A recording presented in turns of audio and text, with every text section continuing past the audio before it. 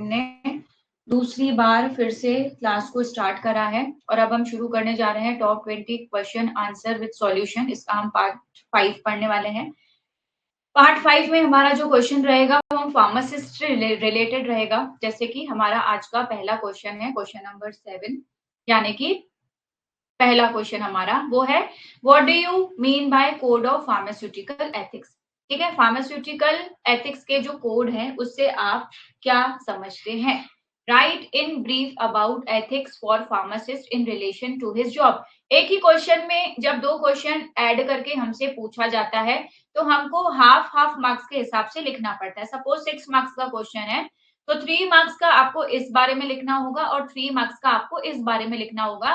तो जब भी आपको क्वेश्चन आए, ठीक है, तो आपको ये ध्यान देना पड़ेगा कि अगर दो क्वेश्चन मिक्स्ड हैं तो आपको उन दोनों क्वेश्चंस के बारे में हाफ हाफ कंटेंट लिखना बहुत जरूरी है।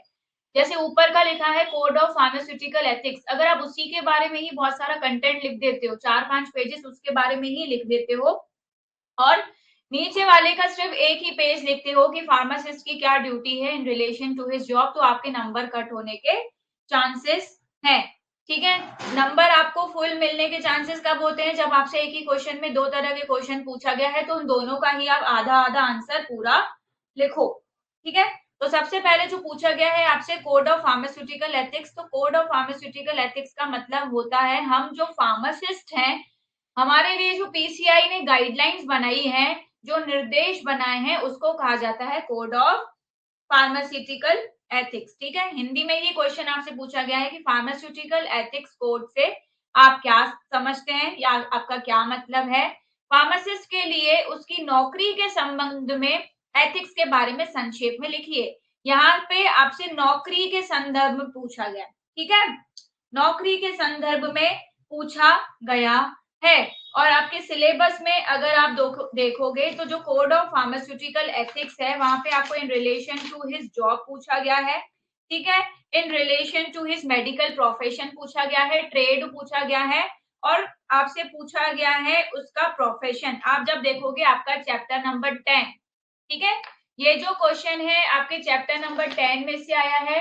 कोड ऑफ फार्मास्यूटिकल एथिक्स बहुत सारे डिपार्टमेंट है वहां पे कि उसका जॉब के लिए आपकी क्या ड्यूटी है, प्रोफेशन के लिए आपकी क्या ड्यूटी है। ठीक है, तो यहाँ पे जो पूछा गया है नौकरी के संबंध में आपकी ड्यूटीज पूछी गई हैं, तो आपकी नौकरी के संबंध में जो भी आपकी ड्यूटीज है वो आपको यहाँ पे लिखना पड़ेगा। उसके पहले आपको लिखना पड़ेगा कि कोड ऑफ फार्मास्यूटिकल एथिक्स होता क्या है। तो code of pharmaceutical ethics guidance होता है इंडियन फार्मासिस्ट के लिए, यानी कि हम जो इंडियन फार्मासिस्ट हैं हमारे लिए जो निर्देश रहते हैं, जो गाइडलाइंस रहती हैं, जो पीसीआई द्वारा बनाई जाती हैं, उसको कहा जाता है कोड ऑफ फार्मास्यूटिकल एथिक्स। ठीक है, यही आपको हिंदी में लिखा गया है। पीसीआई ने भारतीय फार्मासिस्ट की गाइडेंस के लिए कोड ऑफ फार्मास्यूटिकल एथिक्स को बनाया है। ठीक है, अब आपसे पूछा गया है कि फार्मास्यूटिकल एथिक्स नौकरी में किस तरह से योगदान करते हैं। क्या पूछा गया है कि नौकरी में आप फार्मासिस्ट का क्या योगदान है। तो जो कोड ऑफ फार्मास्यूटिकल एथिक्स है ये फार्मासिस्ट को हेल्प करता है कि उसको अपनी नौकरी में या बाकी चीजों में कैसा व्यवहार रखना चाहिए। ठीक है, तो किस किस चीज में फार्मासिस्ट की जिम्मेदारी है, उसकी नौकरी में, उसके काम में यानी कि उसके व्यापार में, ठीक है, उसके फार्मेसी प्रोफेशन में और दूसरा आता है मेडिकल प्रोफेशन में। इन सारी चीजों से रिलेटेड गाइडलाइंस जो है पीसीआई ने दी है एक फार्मासिस्ट के लिए और उसी को ही कहा जाता है code of pharmaceutical ethics. Raj ji, मैंने आपका कमेंट पढ़ लिया। ठीक है, आप कमेंट करने से ज्यादा ध्यान दें कि जो आपको पढ़ाया जा रहा है, अगर आपका मूड ऑफ हो रहा है तो बिल्कुल आप कमेंट बंद करके पढ़ें। अभी बिल्कुल भी स्क्रीन ब्लैक नहीं हो रही है, ना ही लैग हो रही है। शायद आपने एक ही कमेंट टाइप करके रख दिया है और जैसे स्क्रीन ब्लैक होगी आप सोच रहे हो कि बस मैं मैम को वो मैसेज भेज दूं। आपका मूड ऑफ होता है तो यहाँ मेरा भी टाइम वेस्ट होता है कि मैं क्लास प्रिपेयर करके रख देती हूँ और शुरू का वो सारा टाइम वेस्ट हो जाता है। ठीक है, मुझे कोई यहाँ मजा नहीं आता आप लोगों का टाइम वेस्ट करने में। आपको पढ़ाने से ज्यादा मेरा भी टाइम वेस्ट होता है क्योंकि मुझे आगे और भी क्लासेस लेनी होती हैं। तो आप बार बार एक ही कमेंट स्पैम ना करें। ठीक है, मैं चैट इसलिए ऑफ नहीं करती क्योंकि वैसे ही टेक्निकल इशू आ रहा है। और अगर बंद कर दूंगी तो अगर आप लोगों को दिक्कत आएगी तो मैं क्लास लेती जाऊंगी और आप लोगों को जो प्रॉब्लम होगी आप बोल नहीं पाओगे। ठीक है।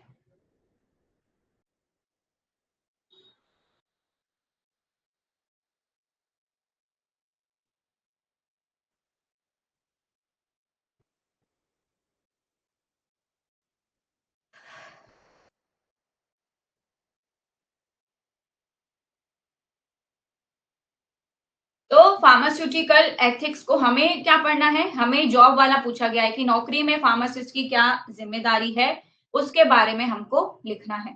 लेकिन उससे पहले हमको कुछ प्रिंसिपल्स पता होने चाहिए कि कोड ऑफ फार्मास्यूटिकल एथिक्स के नैतिक सिद्धांत क्या होते हैं, एथिकल प्रिंसिपल्स क्या होते हैं। तो सबसे पहले हमारा जो कोड ऑफ फार्मास्यूटिकल एथिक्स में प्रिंसिपल है वो है बेनिफिशियंस, यानी कि डूइंग गुड, जिसको हिंदी में कहा जाता है परोपकार, अच्छा करना।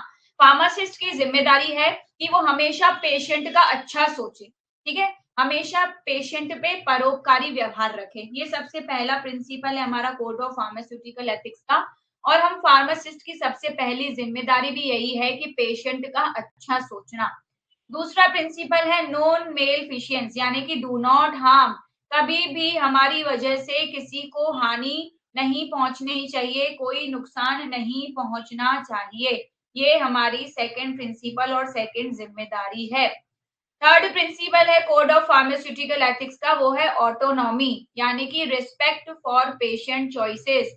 हमेशा जो भी रोगी है, जो पेशेंट है, उसकी पसंद का सम्मान करते रहना है। ये हमारा तीसरा एथिकल प्रिंसिपल है। चौथा एथिकल प्रिंसिपल आता है जस्टिस, यानी कि न्याय। हमेशा निष्पक्षता और समानता से काम करना है। जितने भी पेशेंट्स हमारे पास आएंगे, हमको सबको समान भाव से देखना है, कभी भी किसी में कोई भी पार्शियलिटी या भेदभाव नहीं करना है। नेक्स्ट प्रिंसिपल आता है वेरासिटी, यानी कि सत्यता। हमेशा हमें जो काम करना है वो सच्चाई और ईमानदारी से करना है। लास्ट प्रिंसिपल आता है कॉन्फिडेंशियलिटी, यानी कि पेशेंट की प्राइवेसी को हमेशा गोपनीय बना के रखना है। पेशेंट की इंफॉर्मेशन को कभी भी ओपन नहीं करना है जब तक आपसे किसी कानूनी तरीके से उस पेशेंट की इंफॉर्मेशन को नहीं पूछा जाता। ठीक है। ये 6 प्रिंसिपल्स, अगर आपको ये टफ नाम याद नहीं होते हैं, जैसे कि बेनिफिशियंस नाम याद नहीं होता, नॉन मेलफिशियंस, वेरासिटी, तो इसके लिए मैंने आपके ब्रैकेट में इजी नाम लिखे हैं। ठीक है। ब्रैकेट में आपके इजी नाम लिखे हुए हैं। आप एथिकल प्रिंसिपल्स हेडिंग डाल के ये लिख सकते हो, डूइंग गुड, यानी कि पेशेंट के लिए अच्छा करना, डू नॉट हार्म, यानी कि पेशेंट को कभी कोई नुकसान ना पहुंचाना, रिस्पेक्ट फॉर पेशेंट चॉइसेस, यानी जो भी पेशेंट है उसकी हमेशा चॉइस को रिस्पेक्ट करना, फेयरनेस एंड इक्विटी, यानी सभी को समान भाव से देखना, ट्रूथफुलनेस एंड ऑनेस्टी, सच्चाई और ईमानदारी से काम करना, पेशेंट की प्राइवेसी, यानी कि पेशेंट की प्राइवेसी को हमेशा मेंटेन करके रखना। ये एथिकल प्रिंसिपल्स आते हैं आपके कोड ऑफ फार्मास्यूटिकल एथिक्स में। इतना आपको फर्स्ट पार्ट में लिखना है।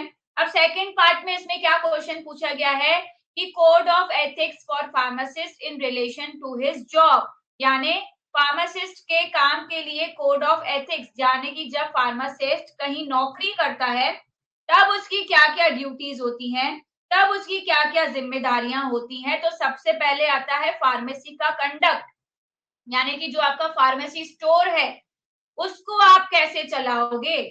तो appearance of premises should reflect the professional character of the pharmacy, यानी कि आपका प्रीमाइसेस, आपकी जगह, अपीयरेंस मतलब वो कैसा दिखता है।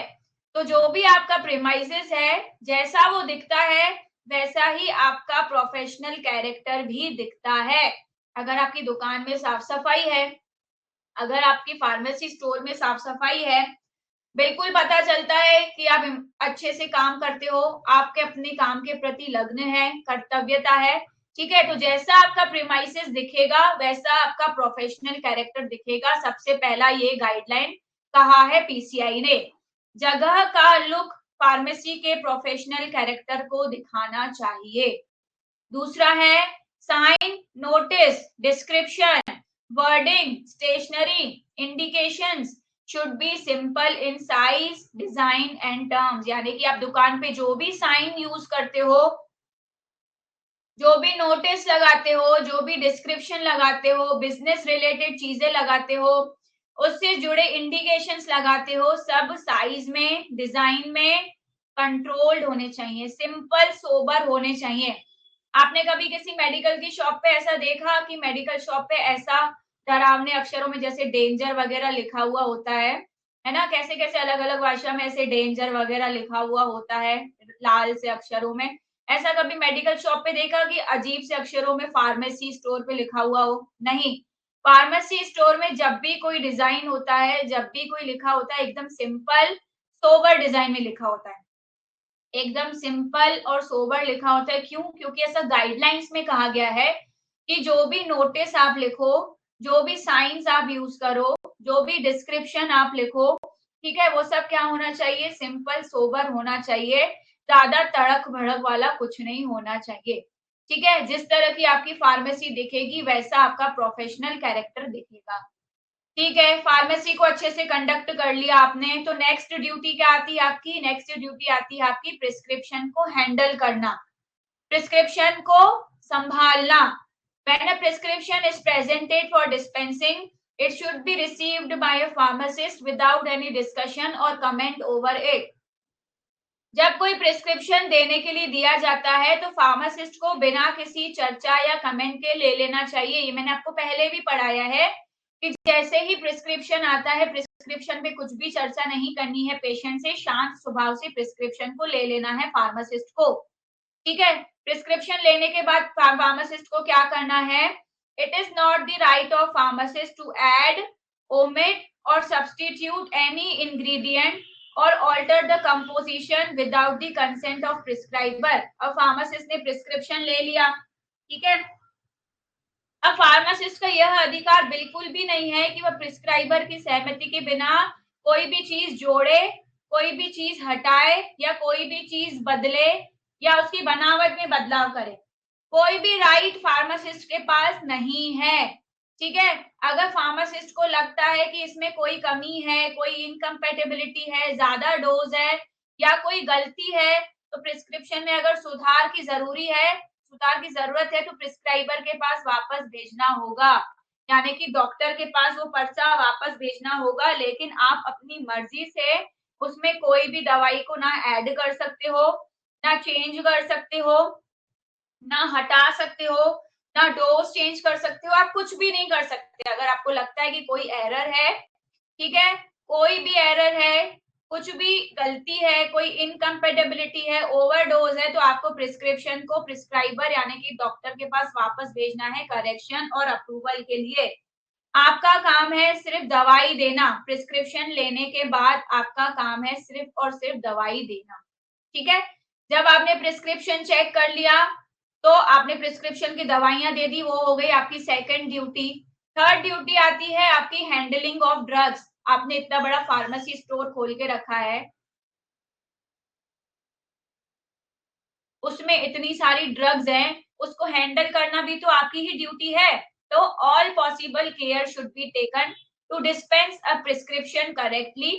सारी केयर, सारा ध्यान आपको रखना है, सारी केयर, सारा ध्यान आपको रखना है कि प्रिस्क्रिप्शन जो है करेक्ट तरीके से आप पेशेंट को दो। ठीक है, सब कुछ इजीली और सही तरीके से वे करो, सब कुछ सही से मेजर करो, सारे इंग्रेडिएंट्स को करेक्ट प्रोपोर्शन में लो। ठीक है, और जितने भी विजुअल एस्टिमेशन है, यानी कि आप ये देख लो कि 5 ग्राम लग रहा है और दे दो, नहीं, विजुअल एस्टिमेशन नहीं करने हैं। हर एक चीज को नाप तोल के ही पेशेंट को देना होता है। जब पहले के जमाने में दवाइयां बनती थी तब की ये गाइडलाइन है कि प्रिस्क्रिप्शन सही तरीके से देने के लिए हर मुमकिन सावधानी बरतनी चाहिए। ठीक है, इसके लिए सभी चीजों को सही मात्रा में तौलकर और मापकर, स्केल और नाप तोल कर देना चाहिए। देखकर अंदाजा लगाने से बचना चाहिए। कभी भी आपको दवाई अंदाजे से पेशेंट को नहीं देनी है। अगर आप अंदाजे से देख के पेशेंट को दवाई देते हो तो इसमें उसका बहुत ज्यादा नुकसान हो सकता है, क्योंकि डोज कम ज्यादा हो सकता है। इसके बाद और क्या गाइडलाइन है? Pharmacist should always use drugs and medicinal preparations of standard quality available. एक फार्मासिस्ट को हमेशा स्टैंडर्ड क्वालिटी की दवाएं और दवाइयां इस्तेमाल करनी चाहिए। कभी भी कभी भी फार्मासिस्ट को स्प्यूरियस यानी कि नकली दवाइयां नहीं देनी चाहिए, सब स्टैंडर्ड यानी कि घटिया दवाइयां नहीं देनी चाहिए, अनएथिकल गलत दवाइयां नहीं देनी चाहिए। आप सब ये सारी जिम्मेदारियां अपनी एज अ फार्मासिस्ट जानते हो, तो आप सब लोग ये वाला आंसर अपनी लैंग्वेज में बना के इजीली लिख सकते हो। लिख सकते हो कि नहीं लिख सकते हो? पहला पॉइंट चलो रिवाइज करते हैं। क्या हमने पढ़ा? क्या क्या हमने जिम्मेदारी पढ़ी? पहला पॉइंट हमने पढ़ा प्रीमाइसेस से रिलेटेड, यानी कि आपके फार्मेसी स्टोर से रिलेटेड, कि वो कैसा होना चाहिए, जितने भी साइन डिजाइन बोर्ड आप यूज कर रहे हो वो सिंपल सोबर होने चाहिए। इसके बारे में आप बना के लिख सकते हो कि नहीं, कि हमारा जो फार्मेसी स्टोर है बिल्कुल सिंपल सोबर होना चाहिए। ठीक है, जैसा आप फार्मेसी स्टोर दिखाओगे वैसा आपका प्रोफेशनल कैरेक्टर दिखेगा। इसको अपनी लैंग्वेज में बना के लिख सकते हो कि नहीं? अगर लिख सकते हो तो आपका आधा पेज तैयार हो गया और आपका पहला पॉइंट भी तैयार हो गया, कि जैसा आपका प्रीमाइसेस होगा वैसा आपका प्रोफेशनल कैरेक्टर दिखेगा। दूसरा, जो भी साइन डिजाइन नोटिस आप यूज कर रहे हो वो सिंपल सोबर होना चाहिए, ये लिख दोगे, है ना? दूसरा, आप लिखोगे कि आपका हैंडलिंग ऑफ प्रिस्क्रिप्शन, क्या लिखोगे? दूसरा, handling of prescription. Handling of prescription, handling of prescription में आप क्या लिखोगे? कि आप पेशेंट से प्रिस्क्रिप्शन लोगे चुपचाप। ठीक है, चलो ठीक है, बीच बीच में एमसीक्यूज भी कराएंगे। हाँ पढ़ाएंगे पढ़ाएंगे, अभी आप रिवाइज कर लो, है ना? अपन ने जो पीछे पढ़ा ना, किसी किसी का वीडियो लैग हो रहा था उसके लिए मैं रिवाइज करा रही हूँ, तो थोड़ा रिवाइज कर लो और थोड़ा कमेंट कम करो। जितना कमेंट कम करोगे उतना वीडियो अच्छा चलेगा। अचानक से इतना ज्यादा कमेंट करते हो तो वीडियो हैंग होता है।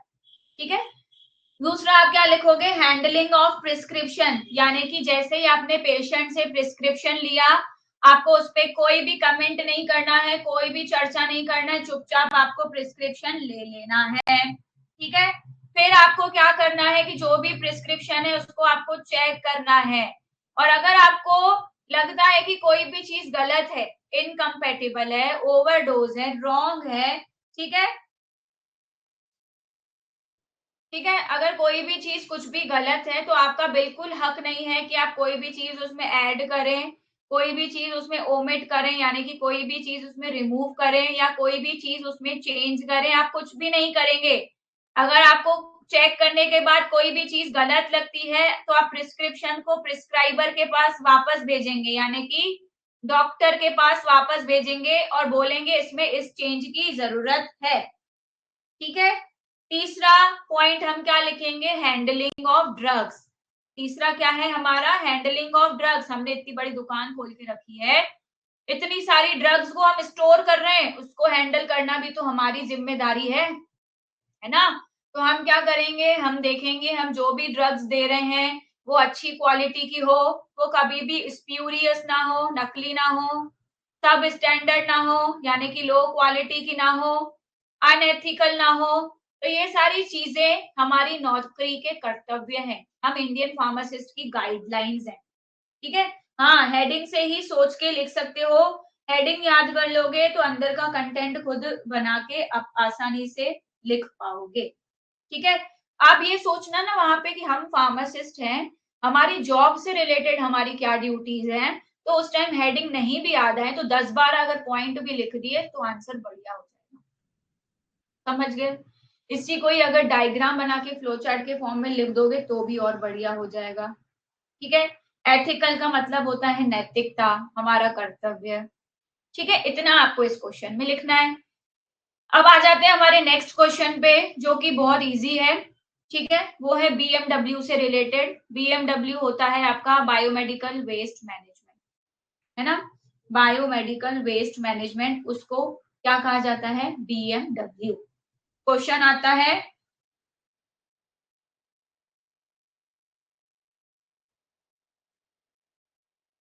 क्लास को क्या हो गया? क्लास तो अब एकदम सही चल रही है।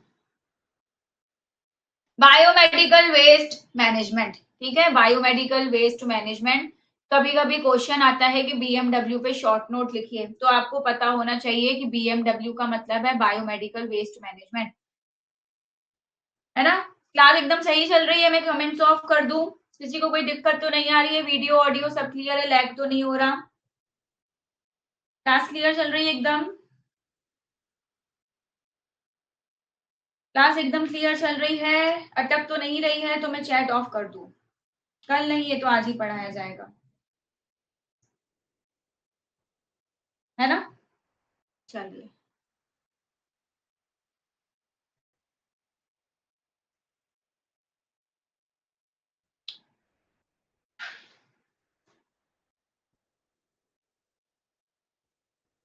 Biomedical waste management. Biomedical, biomedical word से क्या समझते हैं? ऐसा मेडिकल वेस्ट। बायो का मतलब क्या होता है? बायो का मतलब होता है लिविंग। ठीक है, बायो का मतलब होता है लिविंग। तो ये दो वर्ड से मिलके बना है बायो और मेडिकल। बायो का मतलब होता है लिविंग, ठीक है। मेडिकल मतलब जो हमारी मेडिसिन से रिलेटेड है, हमारे फार्मेसी से रिलेटेड है, दैट इज मेडिकल। तो ऐसा मेडिकल वेस्ट जिसमें लिविंग पदार्थ भी शामिल होते हैं उसको कहा जाता है बायोमेडिकल वेस्ट। अब आप कहोगे कि लिविंग मटेरियल कैसे वेस्ट हो सकता है? तो during the surgeries, during the operations कई तरह के सेल्स निकलते हैं, कई तरह की स्किन निकलती है, ब्लड निकलता है, ठीक है, और टिश्यूज निकलते हैं, ठीक है। कभी कभी हमें चोट लग जाती है तो हमारा खून बहने लगता है। तो ये सारी चीजें क्या है? ये सारी चीजें आती हैं आपकी बायोमेडिकल वेस्ट में, और इसी बायोमेडिकल वेस्ट के बारे में आपको लिखना है। एक ये क्वेश्चन पूछा है। दूसरा इसमें एडिशनल क्वेश्चन पूछा है, give methods of disposal. Methods of disposal मतलब कचरे को खत्म करने का तरीका। Methods of disposal of waste at homes. अगर घर पे आपका बायोमेडिकल वेस्ट निकलता है तो आप किस तरह से उसको खत्म करोगे?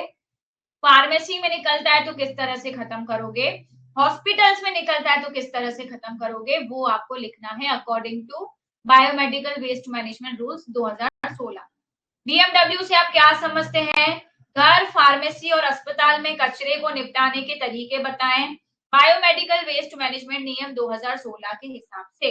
तो सबसे पहले तो आपको लिखना पड़ेगा बायोमेडिकल वेस्ट होता क्या है। तो आपको पास में ये पिक्चर दिख रहा होगा, मैं आपको जूम करके दिखाती हूँ। ये देखो, ये होता है आपका बायोमेडिकल वेस्ट। ये आपको खून से लथपथ ग्लव्स दिख रहे होंगे, सिरिंजेस दिख रही होंगी, ब्लेड्स दिख रहे होंगे, एमपीयूज दिख रहे होंगे। ये सब क्या है? ये सब बायोमेडिकल वेस्ट है जो हॉस्पिटल्स में होता है, फार्मेसीज में होता है ना। अब इसमें सिर्फ ये ग्लव्स वगैरह ही नहीं आते, इसमें आपकी मेडिसिन भी आती हैं जो एक्सपायर हो चुकी हैं, बैंडेज भी आते हैं, पट्टियां भी आती हैं, ये सब कुछ बायोमेडिकल वेस्ट में आता है। तो बायोमेडिकल वेस्ट को अगर हम पढ़ें तो क्या है biomedical waste? Biomedical waste refers to any waste generated during the diagnosis, treatment, immunization of humans or animals or research activities। यानी बायोमेडिकल वेस्ट का मतलब है इंसानों या जानवरों के डायग्नोसिस, ट्रीटमेंट या इम्यूनाइजेशन या रिसर्च एक्टिविटीज के दौरान पैदा होने वाला कोई भी वेस्ट। इसमें हम सिर्फ ह्यूमंस नहीं आते, एनिमल्स भी आते हैं। रिसर्च के दौरान जब हम एनिमल्स को यूज करते हैं वो एनिमल्स भी आते हैं। तो उस समय उनका जो ट्रीटमेंट किया जाता है, जो डायग्नोसिस किया जाता है, उस समय जो भी वेस्ट जनरेट होता है उसको बायोमेडिकल वेस्ट कहा जाता है। ठीक है, क्या कहा जाता है? बायोमेडिकल वेस्ट कहा जाता है। बायोमेडिकल वेस्ट जब हमारे घर पे निकलेगा, ठीक है, अब हमसे पूछा गया है कि अगर बायोमेडिकल वेस्ट आपके घर पे निकलता है तो उसको आप किस तरह से डिस्पोज करते हो? तो घर पर अगर वेस्ट निकलता है तो उसको सुरक्षित तरीके से किस तरह से डिस्पोज कर सकते हैं? Best practices for safe disposal of pharma waste at home. तो हमारे घर पे कचरा क्या क्या हो सकता है? क्या क्या अपशिष्ट हो सकता है हमारे घर पे? तो सबसे पहले हो सकती हैं एक्सपायर्ड मेडिसिन, है ना। जैसे कोई टैबलेट है, सिरप है, कैप्सूल है, जो एक्सपायर हो चुकी दवाइयां हैं, उसको आप कैसे ट्रीट करोगे? तो उसको आपको क्रश करना है या पानी में डिसॉल्व करना है। ऐसे ही खोल के दवाइयों को नहीं फेंक देना है, ठीक है। गाइडलाइंस क्या कहती हैं? आपको पानी में पीसना है दवाइयों को या घोलना है, या फिर मिक्स विथ डर्ट, मिट्टी या कॉफी के दानों के साथ मिलाना है, ठीक है, मिट्टी या कॉफी के दानों के साथ मिलाना है। And dispose of in the trash, और फिर आपको उसको कूड़ेदान में फेंकना है। Do not flush into drains, कभी भी दवाइयों को खोल के नालियों में नहीं बहाना चाहिए, खुले पानी में नहीं बहाना चाहिए। हमेशा उसको क्रश करके, पाउडर करके, पानी के साथ मिला के मिट्टी में डालना चाहिए या फिर पानी में मिला के बहाना चाहिए। ठीक है। दूसरा क्या वेस्ट निकल सकता है? यूज्ड की हुई सिरिंजेस निकल सकती हैं, निडल्स निकल सकते हैं, लैंसेट्स निकल सकते हैं। अब आप कहोगे कि घर में कैसे हम सिरिंज यूज कर लेंगे, घर में कैसे निडल यूज कर लेंगे? तो कई सारे पेशेंट्स होते हैं जिनको डायबिटीज की प्रॉब्लम होती है, जो खुद इंसुलिन का इंजेक्शन लगाते हैं, तो वो जो यूज की हुई सिरिंजेस होती हैं, निडल्स होती हैं, उसको कैसे अपन को ट्रीट करना है, उसको अपन को एक पंचर प्रूफ कंटेनर में रखना पड़ता है। जैसे कि प्लास्टिक की कोई बॉटल हो गई जिसमें से वो लीक करके बाहर ना आए, फिर हमको हो सके तो उसको हॉस्पिटल्स में फेंक के आना चाहिए या फिर ऐसी जगह फेंकना चाहिए जहां पर खतरनाक वेस्ट को इकट्ठा किया जाता है ना। यही हिंदी में लिखा है कि आपकी जो भी सिरिंज निडल है उसे पंचर प्रूफ कंटेनर जैसे प्लास्टिक की बॉटल में स्टोर करना चाहिए और हॉस्पिटल या खतरनाक कचरा कलेक्शन सेंटर को देना चाहिए। कभी भी इंजेक्शन निडल्स को ओपन में नहीं फेंकना चाहिए। ठीक है। अगर आपके घर में इनहेलर्स निकलते हैं, एरोसॉल के कैनिस्टर निकलते हैं, इनहेलर्स किसी को अस्थमा की प्रॉब्लम होती है तो वो इनहेलर्स यूज करते हैं। तो ऐसे जो इनहेलर्स या एरोसोल कैनिस्टर किसी के घर पे निकलते हैं तो उसमें कभी भी ना छेद करना चाहिए या उनको जलाना भी नहीं चाहिए, क्योंकि वो हाईली इन्फ्लेमेबल होते हैं, आग जल्दी पकड़ते हैं। तो कभी भी उनको पंक्चर भी नहीं करना चाहिए, जलाना भी नहीं चाहिए। हमेशा उनको ऐसे डस्टबिन में डालना चाहिए जहाँ पे खतरनाक कचरा इकट्ठा होता है, या फिर हो सके तो मेडिकल फैसिलिटी को वापस देना चाहिए, है ना। कभी भी छेद नहीं करना है, जलाना नहीं है, खतरनाक कचरे के डिब्बे में उसको फेंकना है या मेडिकल वेस्ट फैसिलिटी में वापस भेजना है। लास्ट में आता है, अगर आपके घर पे कोई मेडिकल बैंडेजेस निकलते हैं, कोई गॉज यानी कि पट्टी निकलती है, कॉटन निकलती है, तो उसको आपको कागज में लपेट कर घर के कचरे में फेंकना है, अगर ज्यादा गंदा नहीं है तो। अगर बहुत खराब है तो कचरे को हमेशा जला देना चाहिए। ठीक है। जो आपकी पट्टी निकलती है, खून से सनी हुई बैंडेज निकलते हैं, उसको पेपर में रैप करना चाहिए। ठीक है। घर के कचरे में कभी भी खुला नहीं फेंकना चाहिए। ठीक है। अगर बहुत ज्यादा दूषित है तो उसको जला देना चाहिए। सभी को समझ में आया कि अगर घर पे वेस्ट निकलेगा तो उसको किस तरह से ट्रीट करना है? आगे हम फार्मेसी में पढ़ें। सबको समझ में आया कि अगर घर पे हमारे कोई वेस्ट निकलता है तो उसको हमें किस तरह से ट्रीट करना है? बताओ कि कैसा कचरा निकलेगा तो उसको क्या करना है? एक्सपायर्ड मेडिसिन निकलेंगी तो उसको कैसे फेंकना है? निडल सिरिंज निकलेंगी तो उसको कैसे फेंकना है? ठीक है। इनहेलर्स निकलेंगे तो कैसे फेंकना है? मेडिकल बैंडेज वगैरह निकलेगा तो उसको कैसे फेंकना है? ये खुद से बना के लिख लोगे, लिख लोगे। टेबल भी लिख सकते हो, पॉइंट्स में भी लिख सकते हो, बहुत इजी है। ये हमने पढ़ा जब हमारा कचरा घर में निकलता है। इसके बाद आपसे पूछा गया है कि अगर फार्मेसी में आपका कचरा निकलता है, अब फार्मेसी में बैंडेड वैंडेड तो निकलेंगे नहीं, फार्मेसी में क्या निकलेगा? लॉट में दवाइयां निकलेंगी जो एक्सपायर हो चुकी होती है ना। तो फार्मेसी में जो दवाइयां निकलेंगी उसको, उस वेस्ट को आपको कैसे डिस्पोज ऑफ करना है वो बताओ। देखो आपने इकट्ठे इतने सारे कमेंट किए तो वीडियो लैग हो गया, इतनी देर से नहीं हो रहा था ना, इसलिए मैं इसको चैट को थोड़ा ऑफ रखती हूँ। अब हम फार्मेसी में देखते हैं कि फार्मेसी में जो कचरा निकलता है उसको आप किस तरीके से ट्रीट करते हो। ठीक है। तो फार्मेसी में हमारी ज्यादातर जो फार्मास्यूटिकल वेस्ट निकलता है, pharmacies generate significant amount of pharmaceutical waste in the form of expired और अनयूज्ड मेडिसिन, पैकेजिंग मटेरियल और सिरिंजेस। ठीक है। तो फार्मेसी में बहुत ज्यादा फार्मास्यूटिकल वेस्ट निकलता है जिसमें एक्सपायर हो चुकी दवाइयां होती हैं या ऐसी दवाइयां होती हैं जिसको हमने यूज ही नहीं किया है, अनयूज्ड मेडिसिन होती हैं, पैकेजिंग मटेरियल और सिरिंजेस शामिल होती हैं। ठीक है। तो हमारा क्या क्या मटेरियल इन्वॉल्व होता है फार्मेसी में जो वेस्ट की तरह निकलता है? वो होती है expired medicine, unused medicine, packaging material और सिरिंजेस, है ना। अब नहीं होगा लैग, कमेंट ऑफ कर दिया ना, कमेंट बहुत ज्यादा करते हैं तो वीडियो लैग होता है। ठीक है। तो उसको आपको क्या करना है? दो सिंपल स्टेप्स आपको फार्मेसी में करने हैं, दो सिंपल स्टेप। सबसे पहला सेपरेशन, ये जो ऊपर सीग्रीगेशन लिखा है ना, इसकी जगह आप सेपरेशन भी लिख सकते हो। सबसे पहले आपको सेपरेट करना है कचरे को, एक्सपायर्ड मेडिसिन से तो उसको अलग रखना है, अनयूज्ड मेडिसिन से तो उसको अलग रखना है, पैकेजिंग मटेरियल है तो उसको अलग रखना है, सबसे पहला स्टेप है सेपरेशन और दूसरा है डिस्पोजल। ये 2 पॉइंट अगर आपने समझ लिए तो अच्छा खासा आंसर आप बना के लिख सकते हो। ठीक है, तो सबसे पहला स्टेप क्या हो गया, सिग्रीगेशन यानी कि separation. Pharmaceutical waste should be segregated from other types of waste and stored separately in designated containers. Pharmaceutical waste को दूसरे तरह के वेस्ट से अलग करके अलग कंटेनर में स्टोर करके रखना चाहिए। ये आपको इस पिक्चर से ज्यादा समझ में आएगा। ये देखो पिक्चर दिख रहा है सभी को। इस पिक्चर में आपको बताया गया है कि किस तरह से सिग्रीगेशन किया जाता है। Segregation of biomedical waste in colour coded bags. ठीक है, नीचे ये जो आपको अलग अलग कलर के बैग दिख रहे हैं या डस्टबिन दिख रहे हैं, इस तरह से फार्मेसी में या हॉस्पिटल्स में वेस्ट को स्टोर करके रखा जाता है। जैसे येलो कलर का आपको बॉक्स दिख रहा है, इसमें इन्फेक्शियस वेस्ट रखे जाते हैं, जैसे कि आपका खून हो गया वेस्ट, बैंडेज हो गए, कॉटन हो गए, बॉडी पार्ट्स हो गए, इसको येलो कलर के बिन्स में या बॉक्स में कलेक्ट करा जाता है। रेड कलर का आपको दिख रहा होगा तो इसमें इन्फेक्टेड ड्रेसिंग जैसे खून से लती हुई पट्टियां, कॉटन, इस तरह से उसको सेपरेट किया जाता है। ब्लू बॉक्स दिख रहा है, इसमें ग्लव्स रहते हैं, सिरिंजेस रहती हैं, प्लास्टिक वेस्ट रहते हैं।